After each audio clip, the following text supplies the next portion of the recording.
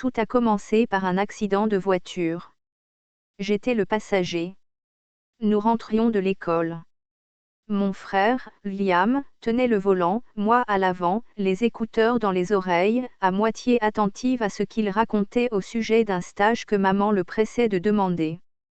Puis ce fut le crissement des pneus, le brusque coup de volant, et le son du métal qui se déchirait. Je me souviens du sang, le mien de la douleur, du verre éclaté. Puis le noir. Quand j'ai ouvert les yeux, ce n'était pas pour voir mes parents pleurer ou me tenir la main.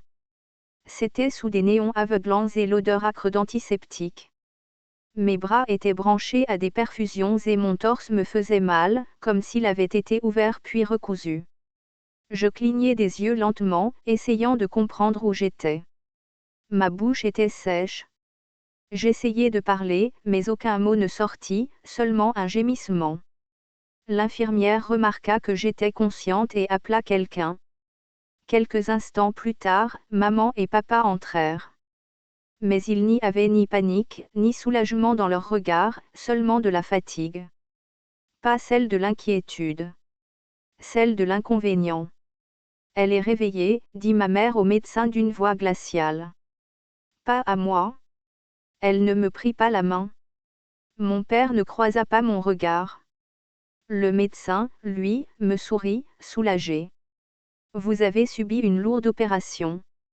Vous avez perdu un rein dans l'accident, mais vous êtes stable maintenant. Nous vous avons sauvé. J'essayais de demander des nouvelles de Liam, mais ma gorge brûlait. L'infirmière me donna des glaçons à sucer. Quand je réussis enfin, ma mère répondit d'un ton désinvolte, comme si elle s'ennuyait. Il va bien. Il s'en est sorti avec des égratignures. Toi, en revanche, tu vas devoir rester un moment. Elle ne paraissait pas inquiète. Juste agacée. Les jours passaient dans un flou. J'étais coincée dans ce lit d'hôpital, tentant de recoller les morceaux de mon corps et de mon esprit. Liam ne vint pas une seule fois. Mes parents non plus, sauf quand c'était obligatoire. Je me persuadais que c'était le choc, peut-être la culpabilité, peut-être qu'ils ne savaient pas comment gérer ce qui s'était passé.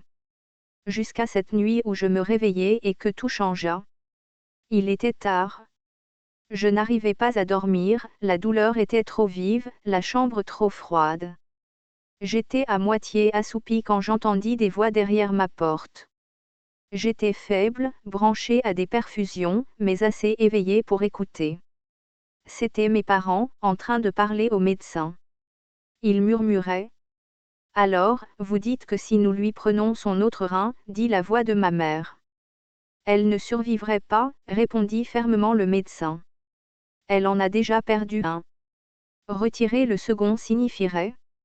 Mais Liam en a besoin, coupa mon père. C'est lui qui a un avenir. Elle, ce n'est qu'une fille. Elle ne sait même pas ce qu'elle veut dans la vie. Elle ne pourra jamais porter de charges lourdes ni courir, ajouta ma mère d'un ton plat. Elle est déjà limitée. Ce serait un sacrifice qui aurait du sens. Le médecin resta stupéfait. Vous parlez de tuer votre fille. Elle ferait enfin quelque chose de bien, répliqua sèchement ma mère. Je n'arrivais plus à respirer.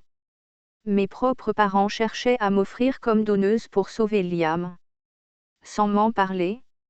Sans me demander. Ils complotaient dans mon dos. Mon estomac se noua. Je tirai les draps sur mon visage, essayant de rester immobile. Je voulais hurler, arracher mes perfusions, fuir. Mais je n'avais même pas la force de lever le bras. Les larmes coulaient silencieusement dans mon oreiller. J'avais toujours su qu'il aimait Liam davantage. Il était le fils prodige, celui dont il se vantait. Moi, j'étais l'après-coup. Mais jamais je n'aurais imaginé qu'il serait prêt à mettre fin à ma vie juste pour préserver son futur parfait. Ils sortirent. J'attendis le matin pour parler. Et je décidai, à cet instant précis, que je m'en irais. Que je vivrais. Mais pas seulement survivre, je ferais en sorte qu'il n'oublie jamais ce qu'il avait tenté de me faire. Jamais. Le lendemain, je demandai doucement à l'infirmière si je pouvais voir l'assistante sociale de l'hôpital. Je ne dis pas pourquoi. J'affirmai seulement que je ne me sentais pas en sécurité. L'infirmière hocha la tête, et dans ses yeux passa une lueur de préoccupation.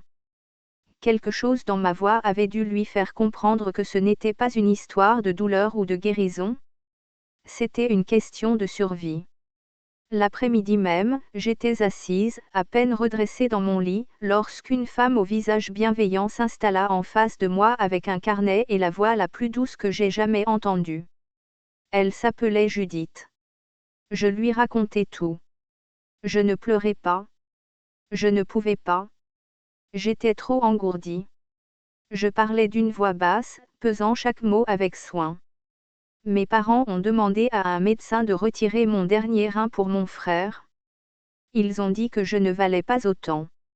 Judith cligna des yeux une fois, puis referma son carnet. C'était suffisant. Je n'avais pas besoin d'en dire davantage. Ce jour-là, tout changea. Je ne revis pas mes parents pendant une semaine. Judith, à l'hôpital, déposa une plainte auprès du comité d'éthique. Une ordonnance de protection fut placée sur ma chambre. Désormais, mes décisions médicales ne pouvaient plus être consultées ni modifiées par ma famille. Je n'avais jamais eu aussi peur, et pourtant, jamais je ne m'étais sentie aussi libre. Judith m'aida à organiser les démarches. Je n'avais pas encore 18 ans, il me manquait quelques mois. Mais, avec l'autorisation d'un juge et les enregistrements du système audio de l'hôpital qui avait capté une partie de la conversation derrière ma porte, j'obtins une séparation légale temporaire d'avec mes parents. Ils ne pouvaient plus m'atteindre. Ni légalement, ni physiquement. Quand ils l'apprirent, leur rage explosa. Ils envahirent la salle d'attente de l'hôpital et exigèrent qu'on les laisse entrer. La sécurité les expulsa. De ma fenêtre, je les vis. Ma mère pointait son doigt vers le bureau des infirmières, hurlant. Ils lavent le cerveau de notre fille. Cette fille nous appartient. Mais je ne leur appartenais plus. Pas après ce qu'il avait dit. Pas après ce qu'il avait planifié. La nouvelle se répandit discrètement parmi le personnel. La fille au rein, c'est ainsi qu'il m'appelait. Certaines infirmières pleurèrent en l'apprenant. Un médecin vint poser sa main sur la mienne et dit : Vous méritez de vivre selon vos propres choix.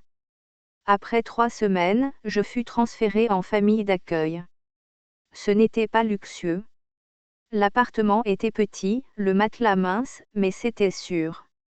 Et la sécurité, c'était tout. Je terminai le lycée en ligne, tout en me rétablissant.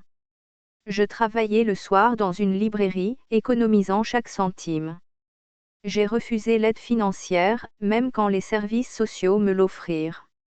Je ne voulais rien qui me lie encore. Je voulais un contrôle total sur ma vie. Plus tard, je changeai de nom de famille. Je pris celui de mon arrière-grand-mère, Pauline. Un nom sans aucune attache avec ces gens qui osaient encore se dire ma famille. Les années passèrent dans le silence. Mais je n'oubliai jamais ce qu'il avait tenté de faire. Pas quand j'obtins mon premier emploi dans une start-up de santé. Pas quand je grimpais les échelons en 3 ans pour devenir directrice des opérations. Pas même quand, à 24 ans, je devins copropriétaire de l'entreprise que j'avais contribué à bâtir. Et certainement pas le jour où un nom familier apparut dans une recherche de candidats pour un nouveau poste de direction. Liam. Mon frère. Je restais figée devant son CV, comme face à un fantôme. Il n'avait aucune idée. Aucune idée que j'étais encore en vie. Que je prospérais. Il me croyait sans doute disparue dans un système anonyme, effacée, réduite au silence. Peut-être même pensait-il que j'étais morte, que maman et papa avaient obtenu ce qu'ils voulaient. Mais je n'étais pas morte. J'avais seulement construit, en silence, un avenir qu'il n'avait jamais cru possible pour moi. Et désormais, c'était moi qui tenais son destin entre mes mains. Je l'invitai à un entretien en personne. Il accepta. Il ne reconnut pas mon nom sur l'invitation. Bien sûr que non. Et il ne s'attendait certainement pas à franchir la porte de la salle du conseil et me trouver assise à la tête de la table, mes yeux plongés dans les siens. Sa bouche s'ouvrit. Toi, balbutia Théil. Tu es vivante? Je souris. Vivante, en bonne santé, et plus jamais condamnée à ton silence. Liam ne savait plus où regarder. Ses yeux allaient du sol de marbre au mur de verre aux bordures dorées, puis aux trophées encadrés derrière moi. Mais toujours, il revenait vers mon visage. Vers mon calme. Vers ma force, celle qu'il n'avait jamais cru que je possédais. Tu es la COO, répéta Théil, la voix tremblante. J'entrelace mes doigts et me penchai en avant. Oui. De l'entreprise où tu suppliais d'entrer. Celle à laquelle tu as envoyé ton CV sans même vérifier à qui tu t'adressais. Il tenta de sourire.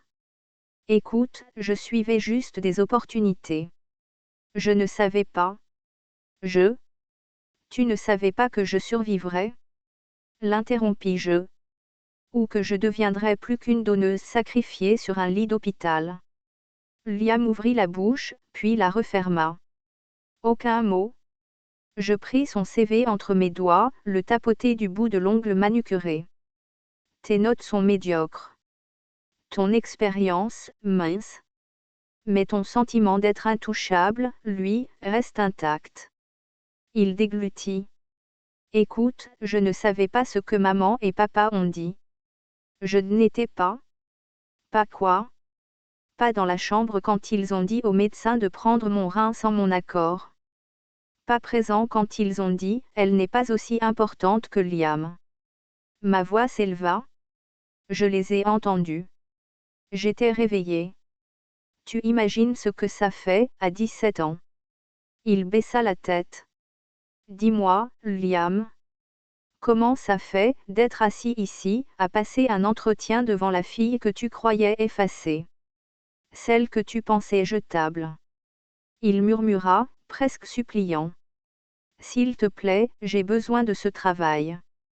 Les choses n'ont pas été faciles. Je me levai lentement et marchai vers la fenêtre. La ville brillait sous nos pieds. Ma voix se fit glaciale. Tu pourras dire à maman et papa que j'ai tout entendu. Chaque mot. Et qu'aujourd'hui, je suis à une place qu'ils n'atteindront jamais. Je me retournai vers lui. Quant à ce poste, je fis une pause. J'ai mis en place une politique ici. Une politique qui protège ceux que leur famille a trahis, ceux qu'on a traités comme des riens. Alors non, Liam. Tu n'auras pas le droit d'enfiler un costume et de marcher dans cette entreprise comme si rien ne s'était passé. Son visage s'empourpra. Tu es en train de détruire ma vie. Je penchai la tête. Oh, tu veux dire comme vous avez tout tenté de détruire la mienne. En me volant mon corps, ma liberté, mon avenir. Il me lança un regard noir. Tu t'es toujours fait passer pour la victime. Je m'approchai juste assez pour qu'il entende chaque mot. Non, Liam. J'étais la victime. Maintenant, je suis la fin. Il quitta la pièce en claquant la porte. Il sortit furieux. Je restai debout un moment, après son départ, dans un silence paisible. Puis j'appelai les ressources humaines. Mettez son nom sur liste noire, dis-je. Définitivement. Et envoyez une note à nos partenaires, qu'aucune de leurs entreprises ne l'embauche non plus. Ce soir-là, je rentrai dans mon appartement modeste, avec vue sur le lac. Je n'avais pas besoin d'un manoir. J'avais quelque chose de bien plus précieux, la paix. Je m'assis sur le balcon et ouvris un courriel de l'hôpital. Il lançait une campagne pour protéger les mineurs contre le contrôle parental abusif dans le dos d'organes.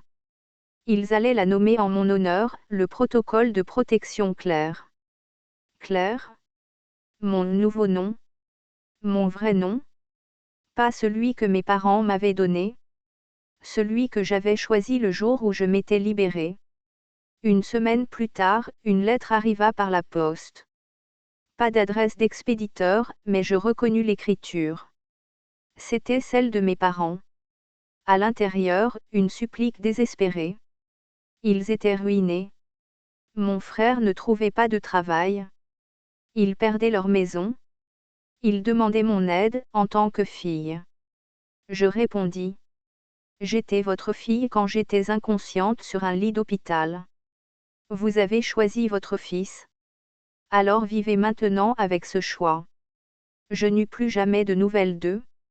Mais certaines nuits, très tard, je repense à ce moment dans l'hôpital, quand j'étais à moitié éveillée, des tubes dans le bras, et que j'entendis ma propre mère demander au médecin. Peut-on prendre son organe pour notre fils? Et je souris. Parce qu'il croyait que c'était la fin de mon histoire. Il n'avait aucune idée. Ce n'était que le commencement.